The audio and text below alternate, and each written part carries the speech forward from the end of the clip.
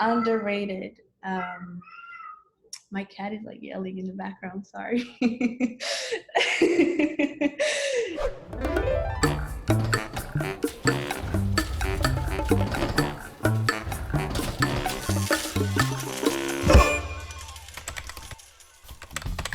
I could talk about this alone for an hour and a half if you don't stop me. Tattoo styles that are underrated? I think having no tattoos is underrated. I don't know. I feel like everything's so popular right now. I feel everyone kind of has its own little pocket in the internet, right? Even the weird ones, especially the weird ones. I mean, I think there's underrated tattoo styles, but I think that with having social media and the internet, that if it is an underrated style, then it's not going to be underrated for long because things become so popular and more people start to see stuff. We are in the middle of such a constant flow of styles, new things coming up, old things like getting played out and then making a big comeback that I really can't tell. Tattoos that aren't probably going to hold in the skin have become real popular, and that's kind of lame. I feel like the most underrated tattoo style right now is the one that's going to last. Simple tattoos in general are underrated because they stay. Like my tattoos are super simple. No matter how much I tan, no matter what I do, they're not gonna really blur or fade. A lot of magazines and TV and stuff, they really reward photorealism. And I think photorealism is a great skill. It's certainly not easy, but I don't think it's a means to its own end. Traditional has always been kind of underrated in like the modern stuff of tattooing, like, you know, in the Instagram world of tattooing, just because it's not as cool as realism.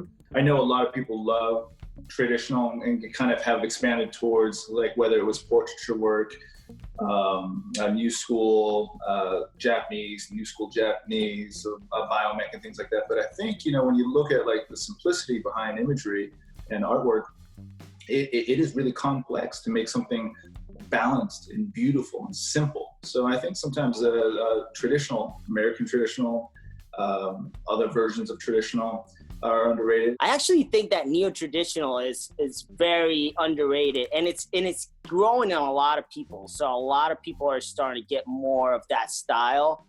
And I think one of the things I love about it is that you know, it's got all the old school rules, but it's got that little bit of a twist to it. And it makes it that, you know, just different. And I love it. You know, people are trying to shrink things and, you know, no outline and really, really, really light pastel colors with nothing to hold them and no contrast. While this stuff looks really cool, I'm a super fan of being a crazy artist and like pushing the limits. In my experience, I know what's going to hold and what's not.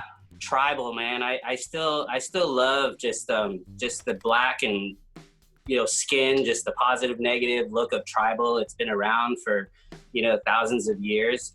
You know, I think tribal gets a lot of crap, but I think it looks tough. You know, I like tribal tattoos. I think the most underrated style is Polynesian, just because of the flow. I mean, a lot of these guys freehand everything, and they'll just freehand the lines, and then all the little intricacies they're just doing needle to skin. No stencil, no drawing, no anything. I saw Kat Von D had blacked out a large portion of her arm, and people were like, oh my God, that's so ugly. Why would you do that?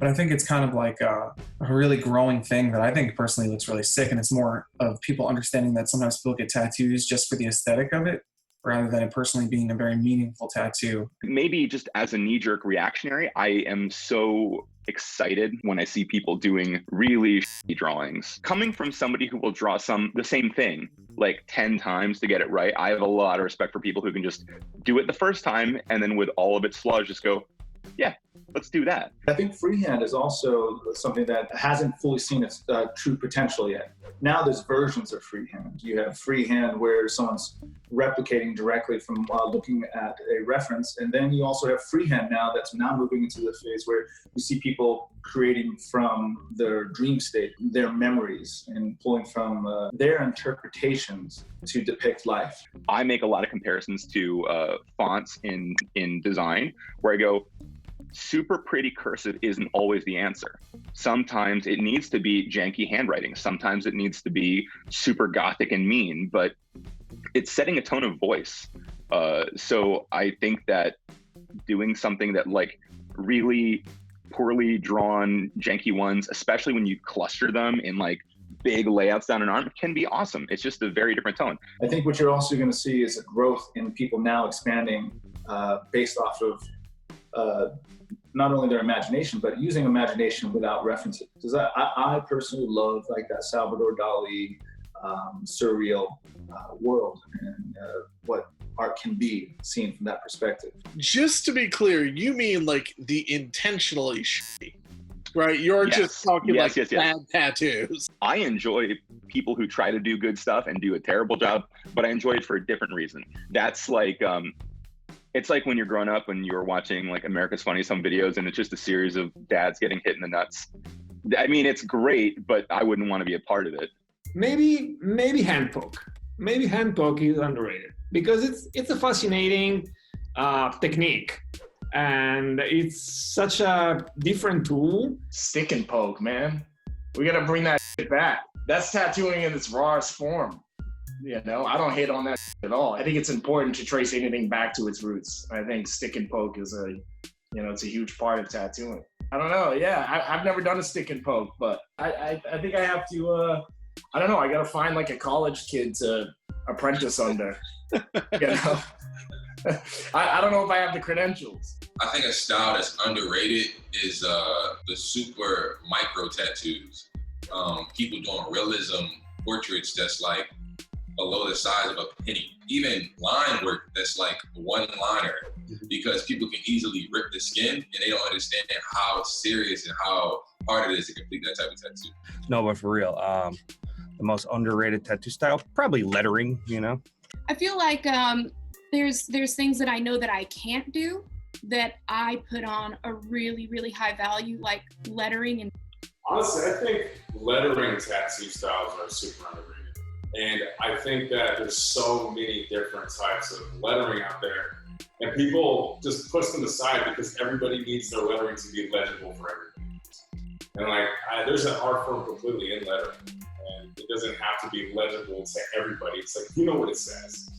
It looks good. That's all that matters. I can follow a stencil, but the fact that these people can make these gorgeous pieces of art just based off of our own English lettering is just insane. And like, you have to have perfect line work. You have to have a good understanding of, you know, how you're composing the entire piece, making words fit and form to a body part that is a very shapely, organic, you know, thing.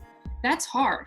Actually composing, you know, letters to have this calligraphy look, that's something that comes purely from your own style. You can't necessarily, you know, copy something that is kind of across the board, like almost like traditional, and it has that one solid look. You have to compose it yourself, and you have to draw it yourself. Definitely like this very like beautiful like colored tattoos, portraits, realism.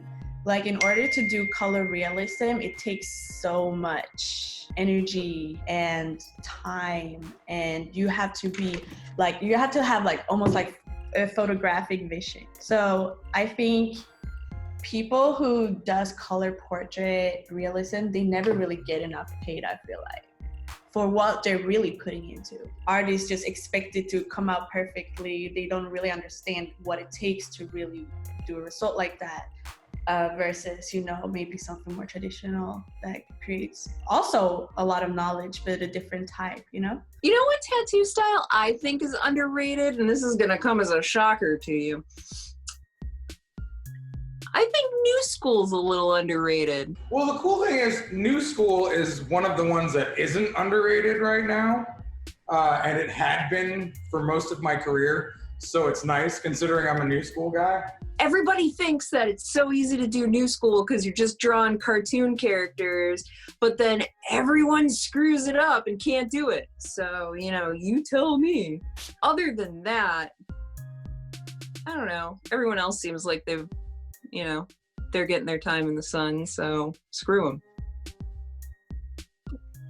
How many beverages do you have going right now? Actually, I'm like a real beverage guy. So if I'm gonna sit down by my computer, I'll have a water, a kombucha, a coffee, and then sometimes I'll throw a smoothie into the mix. You know. Wow. So I got like choices. Yeah, and I just woke up, by the way, and it's 4:00. So I'm having my coffee with my kombucha, and I'm remembering to drink water, at the same time.